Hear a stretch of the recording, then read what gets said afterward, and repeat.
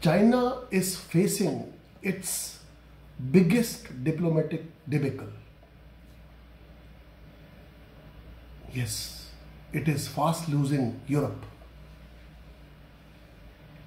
This will be a bigger debacle than China virtually losing UK, because UK has kicked Chinese telecom giant Huawei out of UK, and that too at a substantial cost to UK exchequer. From 1st of January, Huawei will be out of the window as far as UK is concerned. Now, a similar debacle is facing China across the European continent. Let me explain. I am Rajiv Sharma. Friends, China has been cultivating Europe for quite some time, as is evident from the vast number of Confucius institutes. It has carpet bombed every European nation with multiple Confucius institutes.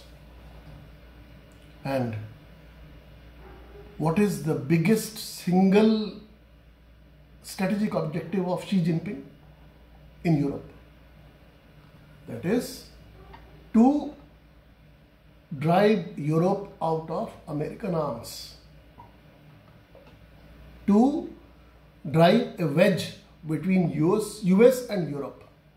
And this dream was fulfillable, achievable, courtesy Donald Trump, because Trump has spoiled relations with the entire Europe, the traditional US ally. In the past 4 years of his presidency, Trump has done what Xi Jinping would have wanted America to do, in whatever way. Trump has alienated Europe. Now, Xi Jinping was emboldened, and Xi Jinping wanted Europe to come and solidly stand with China against US. That was the ultimate game plan of the Chinese. On 14th of September, that is 8 days later, Xi Jinping was to have a summit with the European leaders in Leipzig, Germany. Now, that summit has been converted into a virtual summit because of coronavirus pandemic. Now, to make that summit, that virtual summit, a roaring success, Xi Jinping sent his foreign minister to Wang Yi to 5 European capitals. Now, whatever Wang Yi did there, the effect was just the opposite, what Xi Jinping wanted. For example,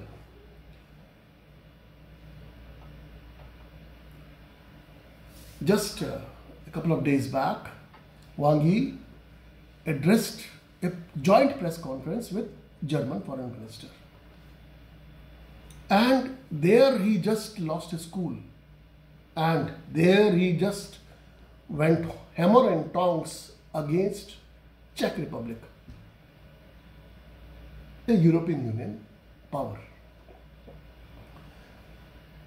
And what he said was, while talking to the German reporters, Wang Yi said,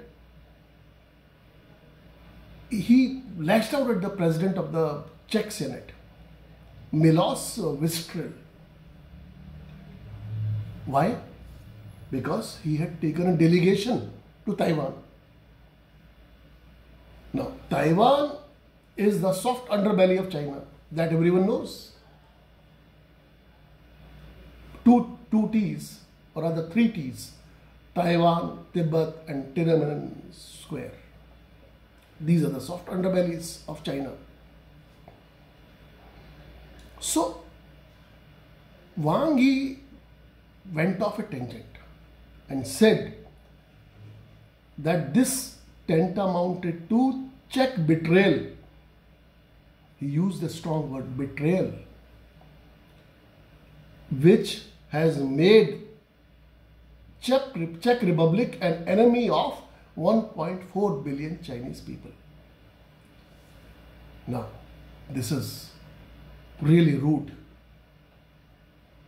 This is really rude. This is highly undiplomatic. When you are going there to prepare the way, prepare the ground for summit with your president, this is not the way you go about it. Now, what happened later?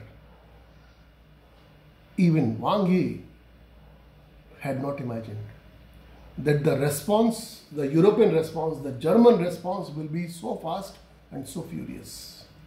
What happened? While he was making this outlandish remark, standing alongside German foreign minister at that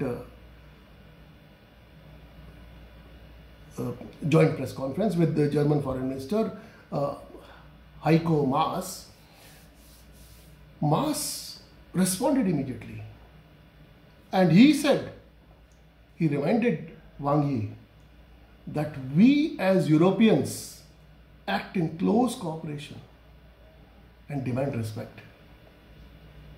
And he didn't stop there. He said that threats do not fit in here.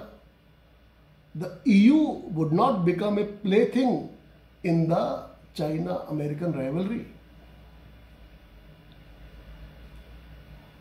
Now, again, things did not stop here only.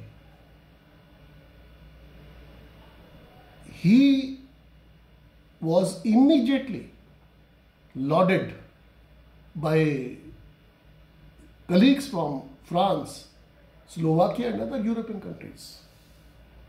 So, it's game over for Wang Yi's mission. Game over for China perhaps in Europe.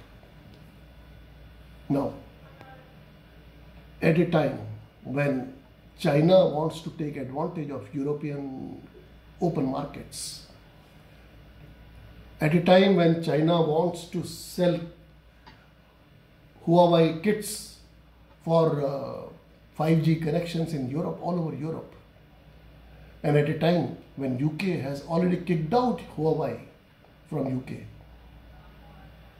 this is bad news for China. Wang Yi's visit was a flop, not just a flop, it was a disaster, it was a self-goal. And whatever Trump had done for China indirectly, that all that has been undone, and it is a matter of time, matter of when, not if, when Europe takes a call and does what UK has done to China. Friends, I hope that you would have liked this video. It is, I'm sure that particularly UPSC civil services aspirants would find it useful. So do subscribe to my channel, Rajiv Kishanka. Thank you.